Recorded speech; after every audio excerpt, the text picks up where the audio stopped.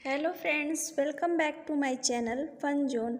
आज हम आपके लिए एक कहानी लेकर आए हैं जिसका शीर्षक है पहले दिया फिर वापस लिया।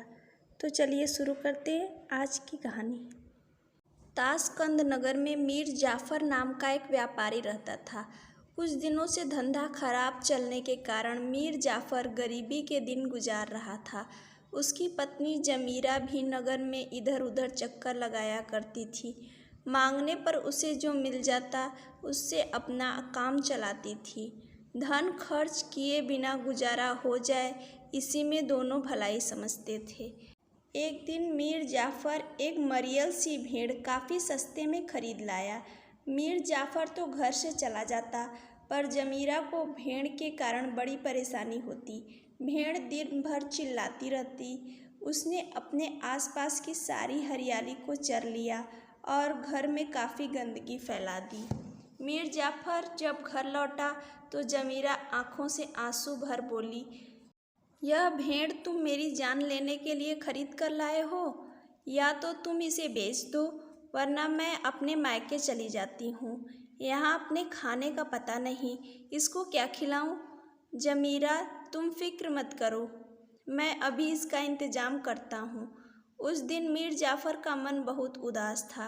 वह अपनी अम्मी की कब्र के पास कब्रिस्तान में चला गया। वहाँ खूब घास उगी हुई थी।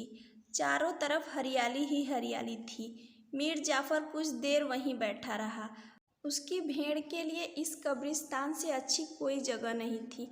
वह भेड़ को लेकर कब्रिस्तान के संरक्षक हैदर के पास जाकर बोला, मैं तो अब बूढ़ा हो चला हूँ, मेरी कोई संतान भी नहीं है।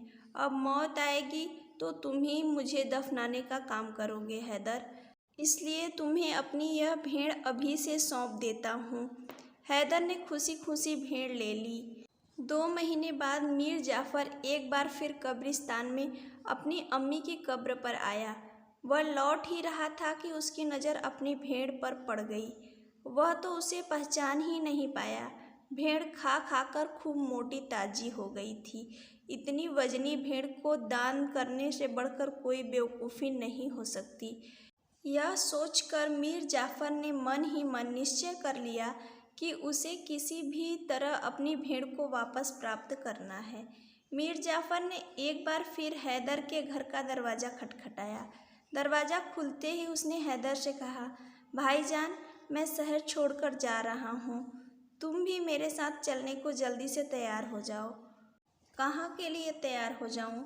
हैदर ने हैरानी से पूछा। कहाँ? क्या? मेरे साथ चलने के लिए तुमने मुझे वचन दिया था ना कि मेरी मृत्यु के बाद तुम ही मुझे दफनाओगे, इसलिए तो मैंने तुम्हें भेड़ दी थी। अब मैं जहाँ भी रहूँगा, दफनाने के लिए तुम्हारा वहाँ होना आवश्यक है। मीर जाफ़र ने कहा, तुम्हारा जहाँ मन करे वहाँ जाकर मरो। अपनी इस मनहूस भेड़ को भी अपने साथ ले जाओ और नदी में डूबकर मर जाओ। मैं अपना घर छोड़कर कहीं भी नहीं जाऊँगा, समझे अक्ल के दुश्मन।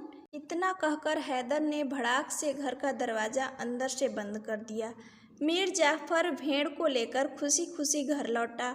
अपनी अक्ल के बूते पर उसने भेड़ वापस पा ली थी।